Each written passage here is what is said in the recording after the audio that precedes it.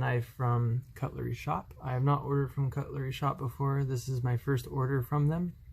It's also the knife that's in here, that should be in here, is also the first of this model of this knife in any form that I'll own. So this is a first impressions of this model of knife, and also a first kind of impressions of the company I'm getting it from. So like I said, this is from Cutlery Shop, and they do exclusives every once in a while, so you'll see what this knife is in a minute or so. The only thing I've done, I have not opened this box yet. The only thing I've done is I've added 2 pieces of tape right here just to cover my address and the shipping ID. So everything else you see here is how it came. I did order this on April 26th in the evening. It was around 5:30 in the evening Pacific Standard Time, and it was shipped the following morning, April 27th, at around 9 in the morning, 9:30 or so, somewhere in between there. And today is April 30th, so it's pretty quick shipping in my opinion. That's actually, today is April 30th. However, I will admit I did receive this yesterday. It was in my mailbox, and you know, my significant other, she has the key. She was at work, so when she got home, she took it out and on her way home and just put it on the counter for me. So this morning when I went to work, it was there. So yeah, I've literally waited all day to open this up.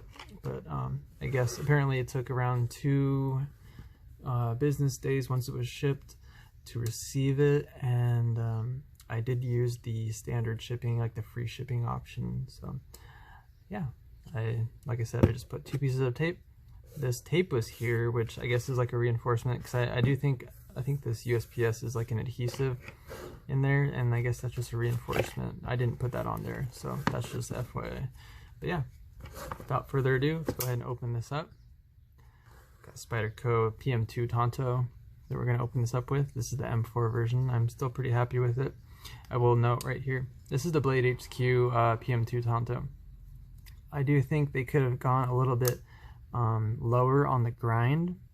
You see from that bottom portion, see how high up that grind starts? I feel like they could have utilized a little bit broader of a blade, because when it's closed in there, let's see, when it's closed in there, it's actually quite a bit in there. And I do like to see you know, designs where they utilize the most of the blade length and the most of the blade in the handle width, you know, where they fit basically as big of a blade inside of the handle as they can. So I'm gonna try to make this quick. I know you're here for the unboxing, but yeah, you can see it looks like the tip of the blade is not very deep, but if you look, you know, the PM2 handle does curve, so it actually is pretty deep in there. You know, they don't want anyone snagging on that. Although, you know, you got a little bit room there. It might have been a little bit, been able to be a little bit longer, maybe slightly. But yeah, I think the broadness of that blade could have been a little bit longer. I think the reason why they chose to make it that thin, you know, not so broad, is because, you know, when you're doing the compression lock, your finger's going to go in there and to hit that compression. And if you, I don't have a PM2, a regular PM2 to compare this to right now, but if you use a regular PM2, or if you compare this to a regular PM2, it does actually, the regular PM2, the traditional style does kind of, it is a little bit more broader, but it also is not as broad up here. So anyways, this is the M4 version. It's a hollow ground down here and a flat ground up there. It's called a compound ground. So I'm still pretty happy with this knife. I'm going to use this to open this package right now. And the package I'm opening, like I said, is from Cutlery Shop.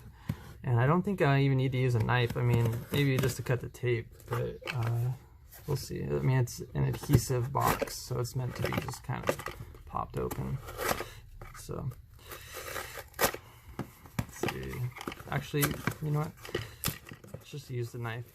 You know, one thing this Tonto does come in handy with is kind of prying, and this is not very heavy-duty prying. I mean, it's cardboard, you know.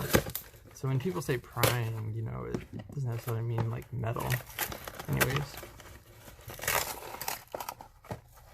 like I said, I've not opened this box yet. This is my first impressions on an order from Cutlery Shop, and also of this knife itself, and in any version. So you'll see what this knife is in a minute. So it looks like it's pretty well packaged. That's pretty cool. Get this little keychain. Cutlery Shop.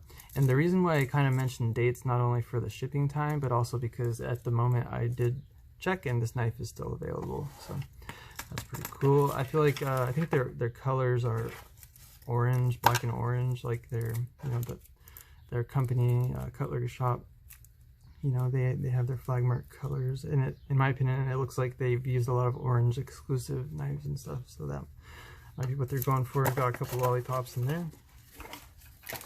So it looks like we got this keychain, we got the knife itself that's wrapped in bubble wrap. It was also with those peanuts in there in that USPS box. Don't need to use a knife, rubber band. Bubble wrap. This is pretty cool, you know, you got sticker. You know, this is just goodies, extras, little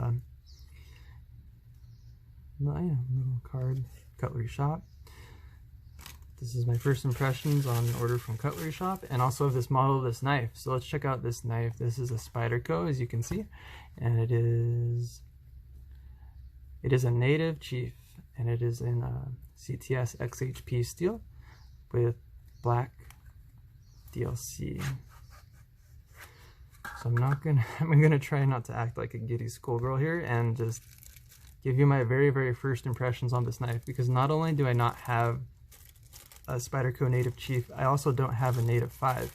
And when I'm looking online and looking at reviews and stuff at this knife, it seems like the native 5, which has been a very popular knife and has come in many different options, it seems like this knife is almost designed exactly like a native 5. It's just longer and without the swedge on the top of the blade. Now correct me if I'm wrong, but it seems like the only dimensions that are different are the length for the most part. But yeah, you get one of these pretty much with every Spyderco you get. Like I said, this is a CTS XHP steel. And also this is going to be my first XHP steel knife that I own. So I'm very excited to try out this blade and this overall knife and everything here. I'm really stoked about it. I'm also excited to compare it to the PM2, which I own a couple versions of. And, you know, it's kind of similar length from the specs, what the specs show. But yeah, like I said, this is a native chief.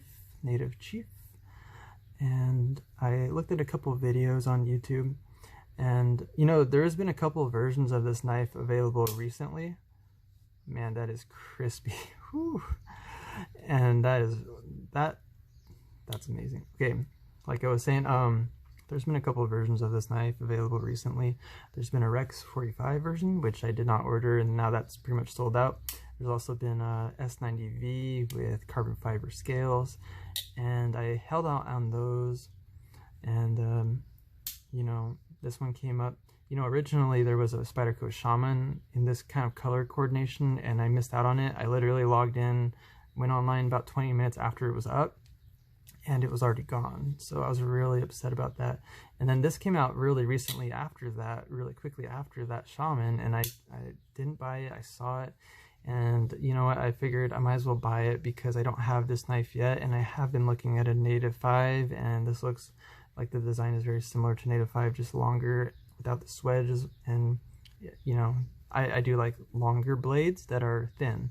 You know, I come to realize that I do really like a longer type of knife with thinner handles for kind of carrying more often. This is a very large knife actually, and when I say large I mean long. So a lot of people, when you'll see on YouTube, they say this is a large knife, you know, it's this amount of length long, and you know, broadness does add to how large a knife is. So I feel like this is more of a long knife than a large knife.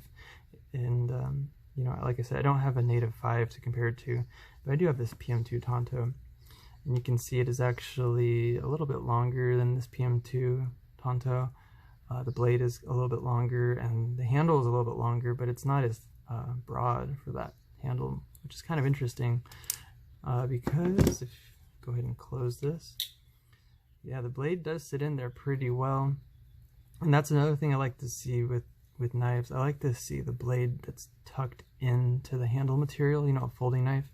I like to see the blade tucked into the handle material because it just allows it to be more carryable, and the more carryable a knife is, the more I carry it, and it's pretty much as simple as that, other than, you know, your local laws and regulations And let's go ahead and play with this a little bit. I'm going to depress the lock and see if it opens up. And it probably needs to be broken in a little bit. The blade does feel pretty light. It's a 0.125 inch blade stock. Let's see if we can just Spidey flick it. Yes, we can. And it's 4.1 ounces. And now that I'm mentioning how much it weighs, I actually have a scale right here. So let's just go ahead and weigh it and see how much it actually weighs. Well, according to my scale. So we'll wait for that to warm up. We'll try another Spidey flick. And of course it does. I did use a little bit of thrust to that. It's got a nice, very nice forward choil. A couple of people have said that the forward choil is kind of sharp. I don't see that. Maybe the DLC helps it not be as sharp that, you know, than like a satin blade. I really, really like how neutral this overall top part is. You know, the handle meshing and melding into the top of the blade stock right there. It's just very, very nice. I love knives that are like this. It does feel very long, but it also feels very, not very thin, but, you know, thin where it doesn't feel like you can't carry it. It feels like a very carryable knife. And like I said, this was advertised at 4 ounces. So let's go ahead and weigh it. Make sure that all the blade and handle and everything is on there.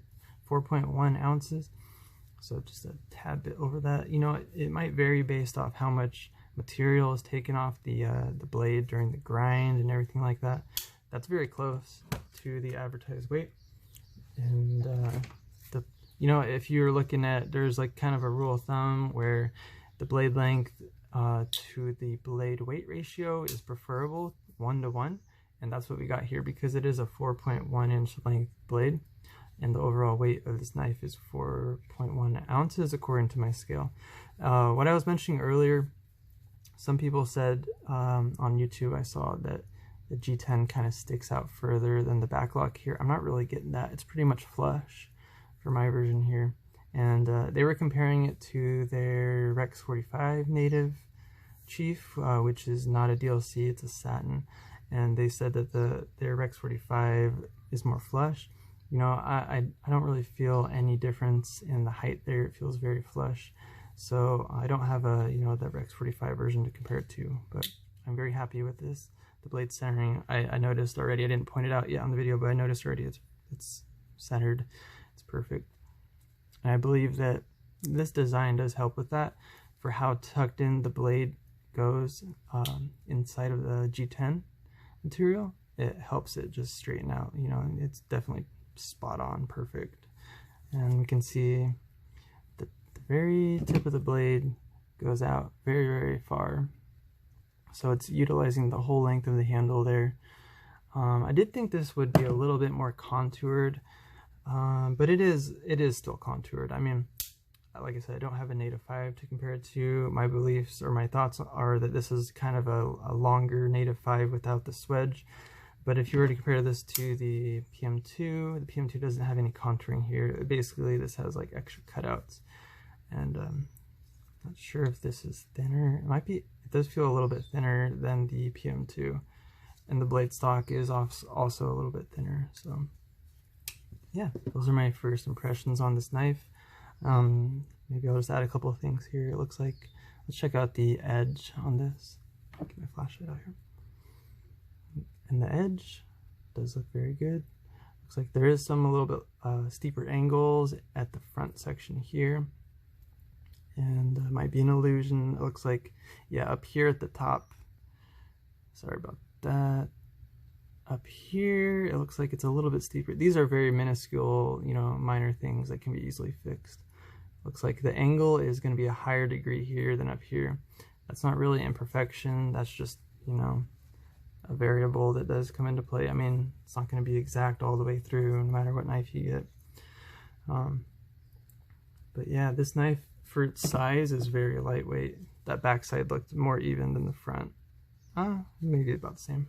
Anyways, I really like, one thing I noticed online is I like the position of the backlock. It seems like it's pretty high up towards the front of the knife. And I feel like that should help with the, you know, like the flickability, or not really flickability, but the fidgetability, how fidgetable this knife is, because when it's higher up, closer up here, it's going to be easier to access, because I felt like some of the knives where the backlock was back here, you're barely holding on to the handle, so like you almost need two hands if the backlock was back here. But since this backlock is not even in the middle, it's further up than the middle, it's up here. You know, one-handed, it's got that choil, so you can use your index finger and let the blade rest on that and close it. And yeah, it feels lighter than 4 ounces, 4.1 ounces, and I feel like it's because of the weight distribution. You know, it's such a long knife. Even when it's closed, it's around 5 inches or so, according to the specs. And yeah, I feel like when a knife is longer, if you compare it to the same weight of a knife, another knife that's the same weight that's shorter, I feel like that knife feels heavier, because it's like that knife is more dense, or not really dense, but the weight isn't distributed as much. So this is a 4.1 ounce knife, advertises 4 ounces, but it's a very long knife. I believe it's advertised at like 9 inches, 9.1 inches or so, and because of that length, the weight is, in my opinion, my first impressions, it feels like it's super lightweight because that weight is so distributed. And yeah, this does feel like a very fun knife to mess around with. So I'm going to break this in, put some KPL in here, and I'll come back with a later review and maybe comparisons or something like that. Let me know what you guys think. Let me know if you have any recommendations. Thanks.